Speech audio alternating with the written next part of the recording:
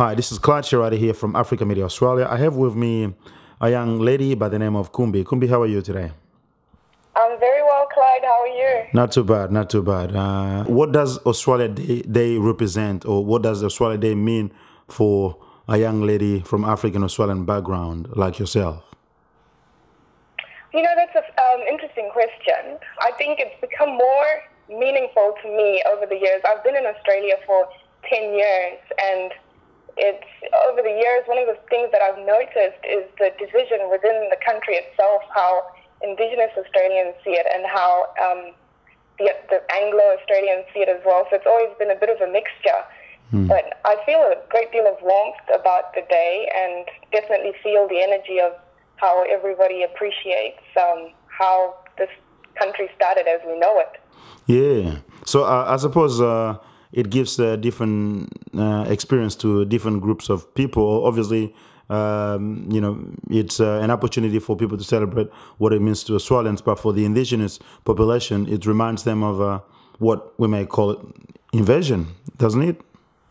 It's true, yeah. I think it just adds to the fabric of Australia with it's a very interesting concoction that you have there. But it's interesting to respect how that group sees it and still feel that air of celebrating and barbecues. You know, there are some voices from mainstream communities saying that Indigenous population should get over it. Do you agree to that argument? No, I don't. I believe that everyone's voice is valid. So I think it takes some understanding, but I think the aim should be to somehow respect everyone's view and still have room to celebrate and for some to see something else. If we can respect everybody's story, I think then the day is truly honored. Now, getting back to the experience that you and I, as Australians from an African background, may have, what do you think that Australia Day represent for most people in our communities? It's quite interesting as well. Sometimes you get the feeling you're sort of looking from the outside in, as if you don't quite have your full ticket to celebrate this day as much as you should. But I really think that's a state of mind. I mean, we are here, Australian, as African Australian, but very much Australian. I think it's an invitation in my mind that we can take it 100% as ours if we choose. All right, and I have heard voices saying that, for instance, maybe we should call ourselves Australian African rather than African Australian. Do you see any merit to this type of argument? Not entirely. If I had a preference, I'd probably say African Australian. Putting African first, it just sounds more appealing to me for some reason. But I don't see a great distinction between those two terms. Well, apparently they say if we put African first, it's like we're still identifying ourselves more African than Australian, while it should be the other way around. Oh, right. I think it depends where you are. I think if I was here, if I'm in Australia, I quite like the idea of being African Australian. If I'm in Africa, I might say Australian African. It's just. What are some of the challenges that you think African Australians have been facing and that you would like to see addressed? Because I guess Australia Day, as much as it is about celebration, it's also an opportunity for people to reflect on what it means to be Australian, some of the challenges that communities like ours face in their integration journey into Australia. In my mind, I do feel that integration is one of the issues, and that it really does become relevant on a day like Australia Day. Having that sense of whether we feel as African Australians or Australian Africans that we really do have a seat at the table of this day in the way that everyone else that's a citizen here does. And I think it highlights our sense of integration within the community as a whole.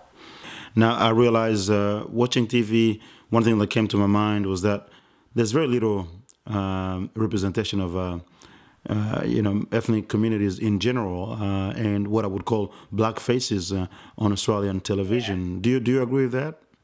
I agree wholeheartedly.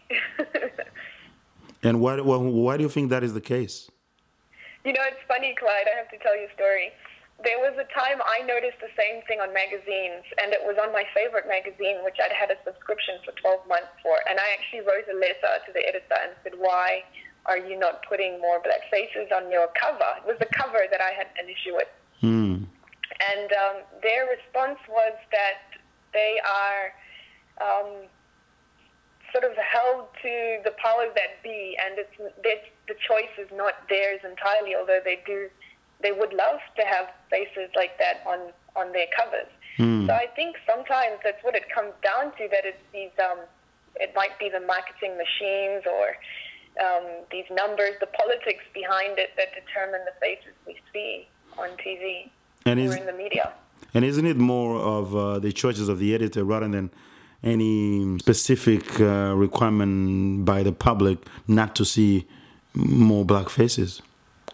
Yeah, it's interesting. It's sort of like, you know, what comes first, the chicken or the egg? Are there no faces because, you know, the audience doesn't want to see it, or is it because the audience doesn't want to see it because it's never there? Yes, So yes. it's very interesting. But, you know, to be fair, I am starting to see much more diversification on TV. Now, there are times I've seen it on TV ads. It's something I've always noticed on things that you wouldn't think, you know, you necessarily have to have a black face, like a car ad or anything, washing powder ad. I really almost notice it's almost as if I take a note. Oh, here's someone else. Yeah, I do feel that once, you know, with our own community, within ourselves, we start to have that feeling of empowerment, the feeling that we deserve that exposure. It'll naturally turn around. And I think it's just showing sort of the growth of the community as a whole, that there is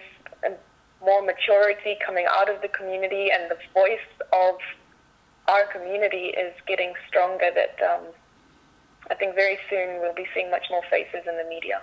Well, I guess we have some responsibility into that. It's not just about what the media is doing, it's also what we're asking and what we're doing to occupy the place at some stage. Exactly. A feeling that I've just had come into my mind is, it's almost a motto, it's we matter. And I think it has to do with what we've been talking about today, taking it individually, taking the responsibility upon ourselves one by one to make a difference. All right, Kumbi, I remind our audiences that you are a young lady from Zimbabwean background. You've been in Australia for 10 years, and you are very interested in contributing to the community. Thank you, Clyde. I appreciate you talking to me. All right, thank you, and God bless.